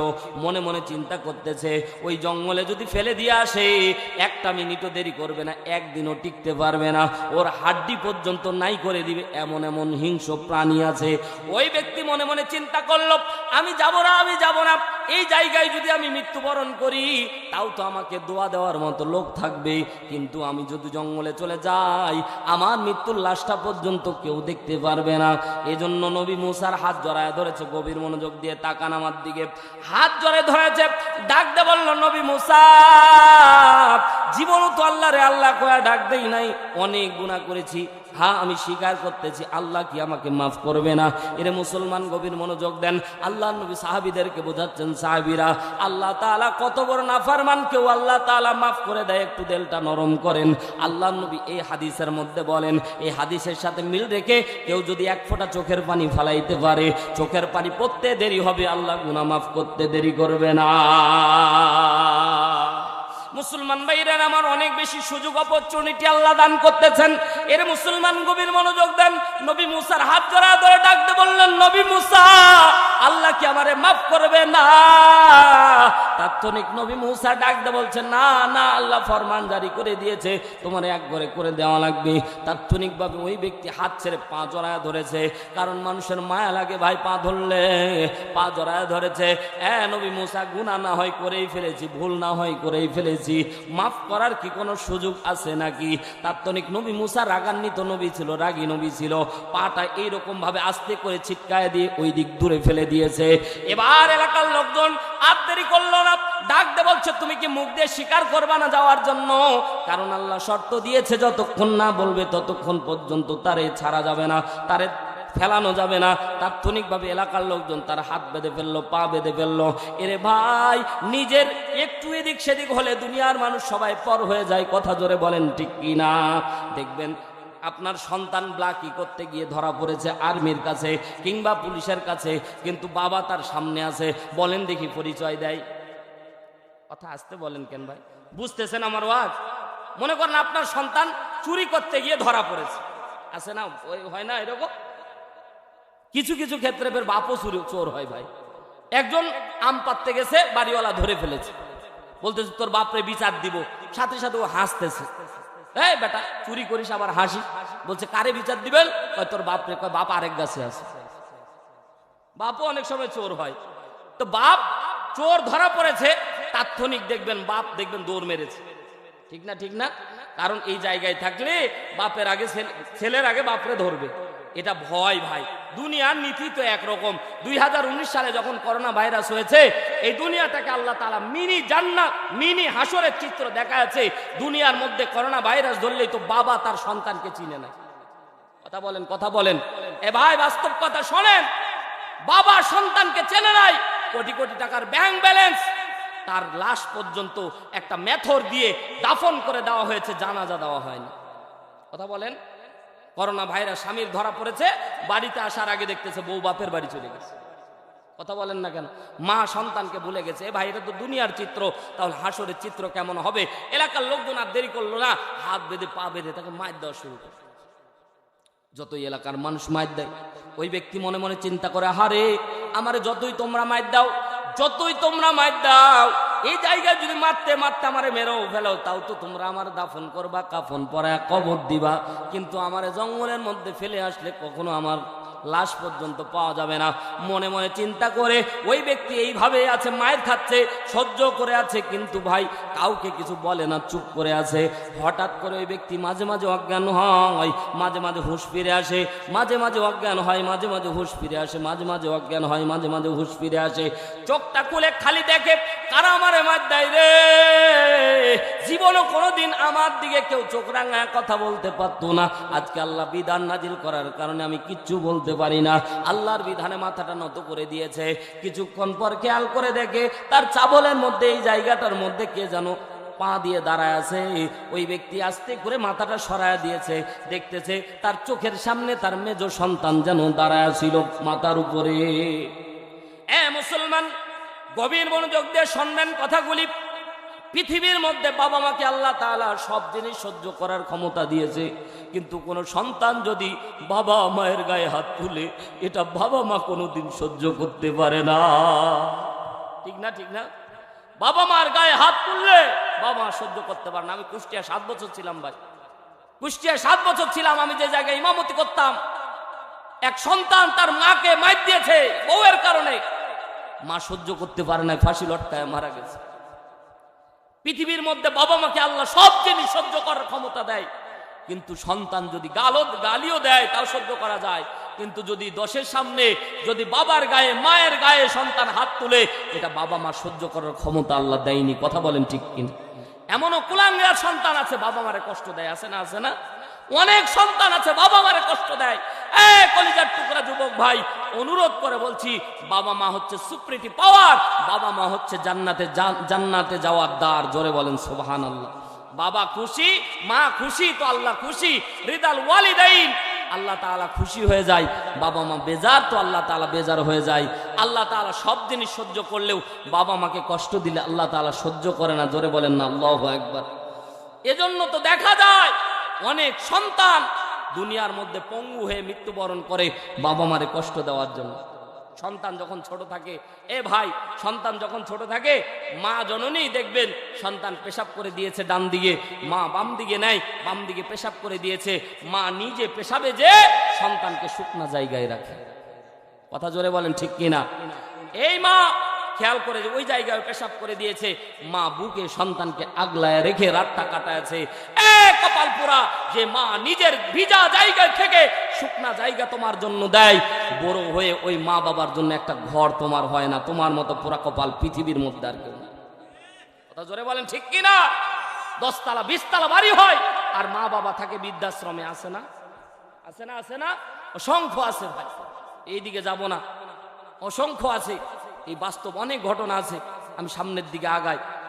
ওই ব্যক্তি সহ্য করতে পারলো না, এবার তার ভাষা চেঞ্জ করে ফেললো, তার সুর চেঞ্জ করে ফেললো। এতক্ষণ বলতেছিল আমি যাব না, কিন্তু যখন নিজের সন্তান যখন তাকে লাথি মেরেছে, সে আর সহ্য করতে পারে নাই। কাদের? ও চিন্তা করেছে এগুলো তো আমি আমার সন্তানের জন্যই করছি। যত সম্পদ অর্জন করেছি হালাল দেখিনি, হারাম পন্থায় আমি নিজেকে উৎসর্গ করে দিয়েছি। সন্তানের মুখের দিকে চায়া বাবা যত ইনকাম করে কিসের জন্য? বউ বাচ্চা মা বাবার মুখের দিকে তাকায়, তো ঠিক না ঠিক না? এই মা, পুরুষ মানুষ এ হচ্ছে 10 জনের মুখে হাসি ফুটানোই এর দায়িত্ব। সকালবেলা বের হয়েছে কাজে, তো খবর নিয়েছে, বউ তুমি খেয়েছো, মা তুমি খেয়েছো, সন্তান তুমি খেয়েছো, কিন্তু এই পুরুষটা খেয়েছে কিনা কেউ জিজ্ঞাসা করার নাই। কথা বলেন না কেন? ঠিক না ঠিক না? সম্মানিত ভাইয়ার আমার, গভীর মনোযোগ দেন। এই ব্যক্তিকে যখন সন্তান লাথি মেরেছে, আর সহ্য করতে পারলো না, ডাক দিয়ে বলল, নবী মুসা, দুনিয়ায় বেঁচে থেকে আর কি লাভ? আমার লাশটা যদি নাইও করে দেয়, আর আমার বাঁচার কোনো অধিকার নাই। আমার জঙ্গলের মধ্যে ফেলে দিয়ে আসো। এতটুক বলতে দেরি হয়েছে, লোকজন আর দেরি করলো না, ওই ব্যক্তিকে ডাঙ্গাডুলি করে জঙ্গলের মধ্যে ফেলে দিয়ে চলে আসলো। হাদিসের মধ্যে পয়গম্বর ডাক দিয়ে বলে, উম্মতরা শোনো, 5 কিংবা 6 দিন পর, 5 কিংবা 7 দিন পরে আল্লাহ তাআলা আবার নবী মুসার উপর ওহী নাজিল করে ডাক দিয়ে বলে, নবী মুসা, জঙ্গলের মধ্যে আমার বন্ধু মারা গেছে, তার দাফন কাফন পরানো লাগবে, জানাজা দেওয়া লাগবে, দাফন কাফন পরানো লাগবে। উম্মতকে নিয়ে জঙ্গলের মধ্যে গিয়ে আমার বন্ধুর দাফন কাফন সম্পন্ন করো। জোরে একবার বলেন না সুবহানাল্লাহ। নবী মুসা ডাক দিয়ে বলছেন, আল্লাহ, এরে মাবুদ, আমি না হয় একাই গেলাম, কওমের লোকেরা তো ঘাটতারা জাতিরা তো যাইতে চাইবে না। আল্লাহ তাআলা ডাক দিয়ে বলছেন, পয়গম্বর, উম্মতকে বলে দিবেন, আমার বন্ধুর জানাজায় যারা অংশগ্রহণ করবে, আমি তাদের জিন্দেগীর তামাম গুনাহ মাফ করে দিব। জোরে বলেন না সুবহানাল্লাহ। আল্লাহর নবী ডাক দিয়ে বলছেন, সাহাবীরা শোনো, উম্মতকে নিয়ে যখন নবী মুসা জঙ্গলের মধ্যে চলে গিয়েছে, পুরা জঙ্গল তালাশ করে দেখে 5 কিংবা 7 দিন আগে যারা আমরা নাফরমান, আল্লাহর কথা মতো যারা মার দিয়ে জঙ্গলের মধ্যে ফেলে দিয়ে গেলাম, এই লাশ ছাড়া আর কোনো লাশ জঙ্গলের মধ্যে নাই। আবার ভয় ভয় করে সবাই দলবদ্ধ হয়ে খোঁজা শুরু করে দিল। এক পর্যায়ে খেয়াল করে দেখলো, 3 বার খোঁজার পরে ওই লাশ ছাড়া লাশ খুঁজে পাওয়া যায় না। বলেন দেখি, কওমের লোকেরা নবী মুসার উপর রাগান্বিত না খুশি? নবী মুসা, তুমি কি আমাদের পাগল ভাবলা নাকি? যারে তোমার কথা মতো, আল্লাহর কথা মতো আমরা মার দিয়ে, তার মতো এলাকার মতো খারাপ মানুষ নাকি আর পৃথিবীর মধ্যে নাই? তারে না আল্লাহর কথা মতো মার দিয়ে জঙ্গলের মধ্যে ফালাইলাম, 5 কিংবা 7 দিন পরে সে আবার আল্লাহর বন্ধু হয়। আমাদের কি তুমি পাগল ভেবেছ? এ ভাই, নিজ সন্তান যে বাবারে ছাড়ে না, ও কি নবী মুসারে ছাড়বে? তাৎক্ষণিকভাবে হাদিসের মধ্যে নবী আমার ডাক দিয়ে বলে, নবী মুসার হুলকুম চাপ দিয়েছে, এটাকে বলা হয় কণ্ঠনালী। আরবি ভাষাগত দিক দিয়ে হুলকুম বলা হয়, হলক বলা হয়। এই হুলকুম চাপ দিয়ে উপর দিকে তুলেছে, ডাক দিয়ে বলছো, নবী মুসা, মজা শুরু করেছ? তোমার কথা মতোই না বাবারে মার দিয়ে জঙ্গলের মধ্যে ফালায় দিয়ে গেলাম, আবার তুমি বলতেছো আল্লাহর বন্ধু। তাৎক্ষণিক নবী মুসা 2 হাত তার কাঁধের মধ্যে মেরে বলতেছে, আমারে নামাও, আমি আল্লাহর জিজ্ঞাসা করি বন্ধু হলো কেমনে? নবী মুসা ডাক দিয়ে বলছেন, আল্লাহ, তোমার কথা মতোই না এই ব্যক্তির মার দিয়ে গেলাম রে আল্লাহ, তোমার কথা মতোই এর জঙ্গলের মধ্যে ফালায়া গেলাম, তোমার বন্ধু হলো কেমনে? কওমের লোকেরা জিজ্ঞাসা করেছে। এই আল্লাহর বান্দারা জীবনে অনেক গুনাহ করেছেন, চোখটা বন্ধ করলে তামাম গুনাহ দেখতে পাবেন। আল্লাহ ওই আয়না আপনার আমার অন্তরকে বানায় দিয়েছে। জীবনে আপনার বালেগ হওয়ার পর থেকে চোখটা বন্ধ করে একটু খেয়াল করে দেখেন। এ ভাই, জীবনে অনেক কথা শুনেছেন, হাদিসটা শুনে যান। আল্লাহ নবী আমার ডাক দেবেন, উম্মতেরা, এই ব্যক্তির মতো তোমরাও যদি তওবা করতে পারো, আল্লাহ তোমাদেরকেও মাফ করে দিবে। জোরে একবার বলেন না সুবহানাল্লাহ। মনে মনে আল্লাহর কাছে মাফ চাইবেন। কি বলে? আমি যেভাবে বলবো, ওই ব্যক্তি যেভাবে আল্লাহরে ডাক দিয়েছে, মন থেকে জোরে বলা লাগবে না, মন থেকে ডাক দিবেন, আল্লাহ মাফ করে দিবে, ওয়াদা করতেছেন। মুসলমান পদ্মানিশি আমার মা বোনেরা, আল্লাহ ডাকতে বললেন, পয়গম্বর, উম্মতরা যখন জানতে চেয়েছে বলে দাও, ওই ব্যক্তিকে যখন জঙ্গলের মধ্যে তোমরা ফালায়া চলে যাচ্ছিলা, ওই ব্যক্তি বারবার করে সন্তানদেরকে ডাক দিয়েছে, সন্তানেরা, এই জঙ্গলের মধ্যে ফেলে দিয়ে যাচ্ছ, এই জঙ্গলের মধ্যে পোকামাকড় আমারে খেয়ে শেষ করে ফেলবে। সন্তানেরা কথা শুনে নাই। নবী মুসা তোমারে বারবার চিৎকার দিয়ে ডাক দিয়ে বলেছে, নবী মুসা, একটু আল্লাহর দরবারে কথা বলে আমার জন্য তওবার ব্যবস্থা করে দাও, আল্লাহ কি আমারে মাফ করবে না?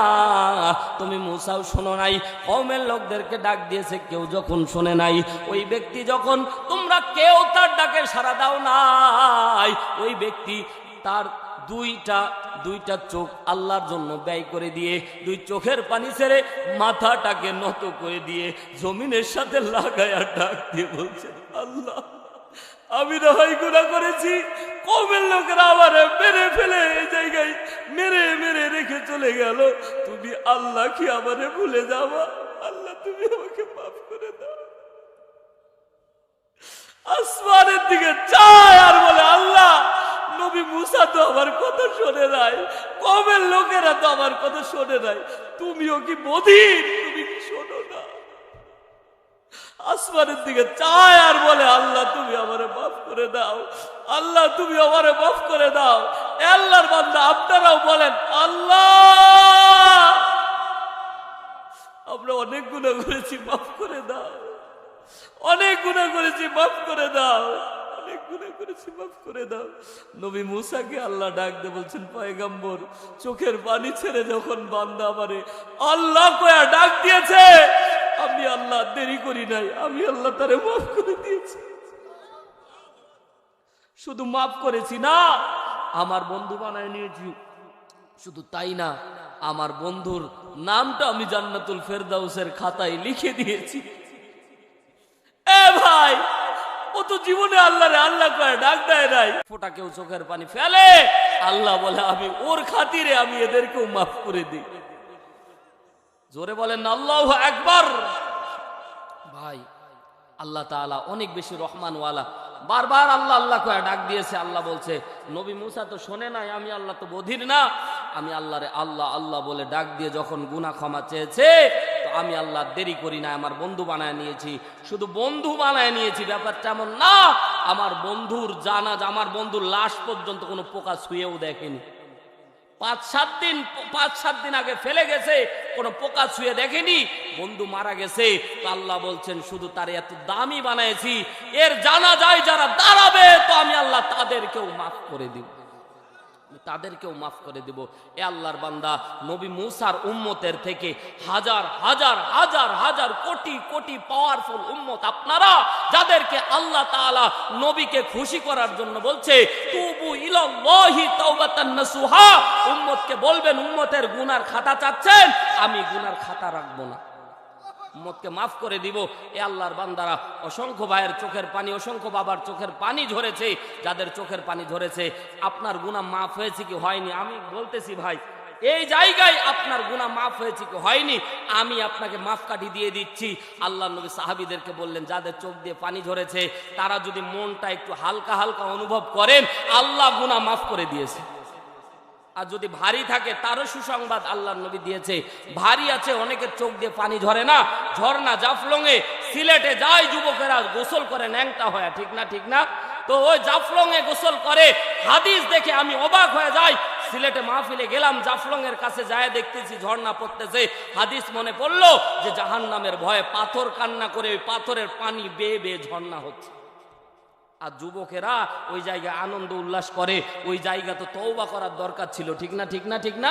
কিন্তু তওবা করে না, যুবকেরা আনন্দ করতেছে, কিন্তু ওই পানিটা জাহান্নামের ভয়ে পাথর কান্না করতেছে। নবী আমার বলে, কিছু পাথর তো কাঁদতে পারে না, পাথর ফাটাইলে পানি পাওয়া যায়, পানি পানি, ঠিক না? ঠিক না? কিছু পাথর ফাটাবেন তো পানি পাওয়া যাবে। আল্লাহ নবী বলছে, কিছু পাথরওয়ালা মন থাকে, কাঁদতে চায় কিন্তু কাঁদতে পারে না, মনের ভিতরে পানি জমা থাকে। আল্লাহ বলে, ওদেরকেও আমি আল্লাহ মাফ করে দিই। মুসলমান জীবনে অনেক ওয়াজ শুনেছেন, ওয়াল্লাহি আরো শুনবেন, কিন্তু আল্লাহ নবী, আল্লাহ তাআলা ওয়াদা করছে, ওয়াদাল্লাহি হাক্কা, আমি আল্লাহ ওয়াদা করছি, বান্দার গুনাহ জিম্মাদার নিচ্ছি, গুনাহ মাফ করে বান্দারে জান্নাতে নিয়ে যাব, জান্নাতে নিয়ে যাব। আল্লাহু আকবার, জোরে বলেন। এ মুসলমান, লম্বা করব না, আপনার আমার হায়াতের খুব অল্প ভাই। ওই যে বললাম, ওটা তো একটা ঘটনা। গত ডিসেম্বর মাসের 15 তারিখ আমার মাহফিল ছিল, 24 সালের ডিসেম্বর মাসের 15 তারিখ, চান্দিনা, কুমিল্লা চান্দিনা চৌরাস্তা। অনেকে কুমিল্লা কাজে যান, চান্দিনা চৌরাস্তার পরে হাই স্কুল মাঠ, বিশাল বড় একটা মাঠ, ওই মাঠের একটা ঘটনা। রাগ করতেছেন আপনারা? অল্প সময়, ভাই, মানুষের হায়াত 2 সেকেন্ডে। ওটা তো বললাম বাস্তব চোখের সামনে ঘটে যাওয়া ঘটনা। তারপরে আমার চোখের সামনে এরকম 7টা ঘটনা ঘটেছে। তার মাঝে গত বছর আগের বছর 3 বছর হয়ে গেল, রানীবন্দর একটা বিআরটিসি একটা চাপা মেরে গেছিল না, 3 জন স্পট ডেড হয়েছিল। ওই গাড়ির, যে গাড়িটা দাঁড়ায় ছিল গেটলক গাড়ি, ওই গাড়িতে আমি সামনে বসেছিলাম। স্টিল দেখেছি মানুষ আহ শব্দ করবে, এতটুকু সময় পায় না। আহ বলবে এতটুকু সময় নাই, চোখের সামনে গাড়িটা ধাক্কা দিল আমাদেরকে, বিআরটিসিটা দিয়ে হাতের বাম দিক দিয়ে ঢুকে গেল, দুইজন যাত্রী উঠবে, অমনি গাড়ির তলে নাই হয়ে গেল, নাই হয়ে গেল 1 সেকেন্ড। আহ বলার সময় নাই, আল্লাহ বলার সময় নাই, কিসের মাতব্বরি, কিসের তাকব্বরি করেন আপনি? তো মাহফিলে গেলাম, মাহফিলটা ছিল একজন সন্তান আর মায়ের রুহের মাগফিরাতের জন্য। তো মাহফিল শেষ করে তাদের জন্য অনেক দোয়া করলাম। মাহফিল শেষ করার পর যুবক ভাইরা বলছে, হুজুর স্টেজের পিছনে 2টা কবর আছে, একটু জিয়ারত করে আসি। আমি আবার একটু রাগ হইলাম যে এত রাত্রে আবার কবর জিয়ারত করব, একটু রাগান্বিত হইলাম। তো বলল, হুজুর ঘটনা যদি শুনেন আপনি মনে হয় রাগ করবেন না। বলছি কি ঘটনা? বলতেছে এলাকার মধ্যে অনেক আবেদা বান্দা ছিল, অনেক ভালো বান্দা ছিল, আপনারা কি রাগ করতেছেন? উঠে যায়েন না বাজান, অল্প 2-1 মিনিটে শেষ করে দেব ইনশাআল্লাহ, একটু মনোযোগ দেন। দামি দামি কথা আল্লাহ তাআলা সামনের দিকে, ওই যে তওবার নিয়মটা অন্তত শিখার দরকার আছে, ঠিক না? ঠিক না? আর কবুল হলো কি হলো না এটাও শিখতে হবে। মুসলমান আমাকে বলতেছে, হুজুর অনেক আবেদা মহিলা ছিল, তো মহিলা যেদিন মারা যায় সেদিন আমাদেরকে বলল এলাকার প্রতিবেশী লোকজন, আমার একটা সন্তান, তার 3টা সন্তান, একটা সন্তান ছিল সৌদি আরবে, হাফেজ নাম ছিল ইমরান, হাফেজ ইমরান ছিল সৌদি আরবে। আমার মনিটা, কুমিল্লার ভাষায় মনি বলে সন্তানকে, আমার মনিটা আসা পর্যন্ত আমার লাশটা তোমরা ফ্রিজিং করে হলেও রাইখো, আমার মনি আসলে আমার জানাজাটা যেন আমার মনিটা পড়ায়। জোরে বলেন না সুবহানাল্লাহ। তো এলাকার লোকজন রাখলো। ভাই একটা জিনিস আপনাদেরকে 1 মিনিটে বলি, আমরা যে জানাজায় যখন দাঁড়াই আর আমরা বলি লোকটা কেমন ছিল, সবাই বলি কি ছিল? বলেন না, বলেন না, ঘুমায় যাচ্ছেন সবাই, পিছনের ভাইরা জোরে বলেন না কি ছিল? এখন ওই জানাজা থেকে কবর যাইতে 5 মিনিট সময় লাগে, যাচ্ছে মানুষ গল্প করতেছে, লোকটা মরছে তো ভালোই হয়েছে। কথা বলেন না ভাই, ঠিক না? ঠিক না? যদি খারাপ হয় আর যদি অরিজিনাল ভালো হয় তাহলে দেখবেন যাবে আর গল্প করবে, আরে গ্রাম থেকে এই মানুষটা বিদায় নিল, আমরা কত কত শূন্যতা অনুভব করতেছি। এটা একটা দোয়া, জোরে বলেন না সুবহানাল্লাহ। এই যে লোকজন ভালো বলতেছে, অরিজিনাল ভালো থাকলেই ভালো। আমাদের মনটা এমন, কোটি টাকা দিয়ে কিনলেও খারাপ মানুষকে ভালো বলতে পারবে না। কথা বলেন, কথা বলেন, কথা বাস্তব না অবাস্তব? কঠিন, আপনাকে কোটি টাকা দিয়ে কিনলেও চোখের সামনে ভালো বলবে, আড়াল হলে আপনার নামে একবারে ধুয়ে দিবে। অন্তত কান্তনগরের বাজারে 12 মাইলে আসলে চায়ের স্টলে বলবে বাম হচ্ছে তো ভালোই হচ্ছে, ঠিক না? ঠিক না? ভালো মহিলা ছিল। তো বলতেছে, হুজুর তার সন্তানকে খবর দেওয়া হলো মা মারা গেছে। যারা প্রবাসে থাকে ভাই, মা বাবা মরার খবর শুনলে এরা কাটা কবুতরের মতো ছটফট করে। তো সন্তানকে বলছে যে তুমি আসা পর্যন্ত আমরা লাশটা রাখতেছি, তুমি আসার ব্যবস্থা করো। ওই সন্তান আর দেরি করলো না, ভিসা পাসপোর্ট প্রসেসিং করে রাত্রিবেলায় ফ্লাইট ওকে করে অনেক তাড়াহুড়া করে তার কফিল তাড়াতাড়ি করে তাকে বিমান ভাড়া দিয়ে তাড়াতাড়ি তার পাঠানোর ব্যবস্থা করলো। সে বিমানবন্দরে নামার পরে বিমানবন্দর থেকে কুমিল্লা চান্দিনা চৌরাস্তা 3 ঘন্টার পথ, জ্যাম থাকলে 4 ঘন্টা লাগে। তো নামার পরেই একটা টাইম চলে আসলো, এলাকার লোকজনকে চাচাদেরকে বললো যে চাচা তোমরা করো, জানাজার আয়োজন করে ফেলো, লোকজনকে অ্যানাউন্স করে দাও। হাজার হাজার মানুষ সমবেত হয়েছে। এই ব্যক্তি হাফেজ ইমরান আসতেছে, গাড়ি থেকে নামবে, উজু করবে, জানাজায় দাঁড়াবে, আসতেছে, কমিউনিকেশন হচ্ছে, যোগাযোগ হচ্ছে। কোথায়? বলে মেঘনা নদী পার হইলাম, আবার কোথায় বলে চান্দিনা কেবল মাধাইয়া পার হইলাম, এরকম কমিউনিকেশন হচ্ছে। একেবারে জানাজার কাছে আর 5 মিনিট সময় আছে, লোকজন একেবারে লাইন টু লাইন জানাজার জন্য দাঁড়িয়ে গেছে।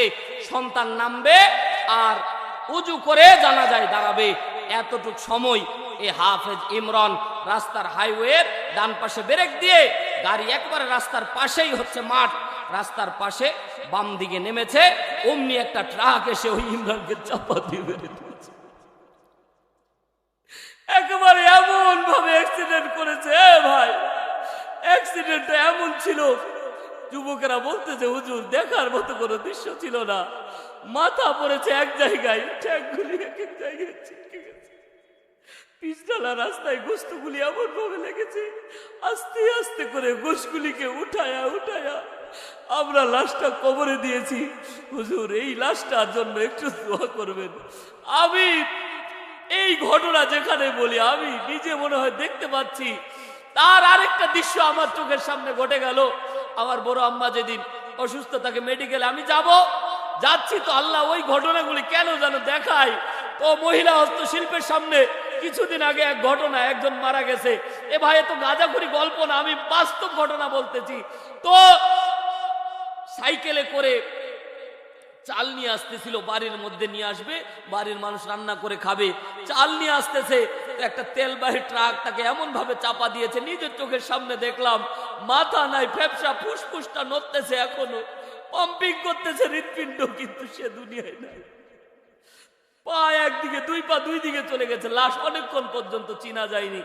এ ভাই বলতেছি 2 সেকেন্ডের হায়াত আপনার আমার মাঝে নাই। আল্লাহ বলছেন আল্লাযী খলাকাল মাউতা ওয়াল হায়াতা লিয়াবলুয়াকুম আইয়ুকুম আহসানু আমালা। অল্প হায়াতের জিন্দেগি দিয়ে পাঠিয়েছি, যার যখন মৃত্যু হয়ে যাবে, যার যখন সময় ফুরিয়ে আসবে, দুনিয়ার কোনো সম্পদ তাকে ঠেকাইতে পারবে। ঠিক না? ঠিক না? এজন্য ভাই আপনি আমি দুনিয়া ছেড়ে বিদায় নিয়ে চলে যাব। এই দুনিয়ার মধ্যে পড়ে থাকবে সম্পদ। ঠিক না? কি পড়ে থাকবে? সম্পদ। এমনও দেখা গেছে পৃথিবীর ইতিহাসে, বাবা মারা গেছে তো বাবার সম্পদ ছিল অনেক বেশি, সন্তানেরা বাবার লাশ দাফন করার আগে সম্পদ নিয়ে মারামারি করে। ঠিক না? ঠিক না? কার জন্য রেখে যাচ্ছেন? ওই সম্পদ ফুটাইয়া সন্তান যদি পাপ করে হিস্সা কবরের মধ্যে যাবে। তো মাদ্রাসা তৈরি করলে, মসজিদ তৈরি করলে, আল্লাহর নবী সাল্লাল্লাহু আলাইহি সাল্লাম বলে আল্লাহ তাআলা জান্নাতে তার জন্য ঘর তৈরি করে দেয়। জোরে বলেন না সুবহানাল্লাহ।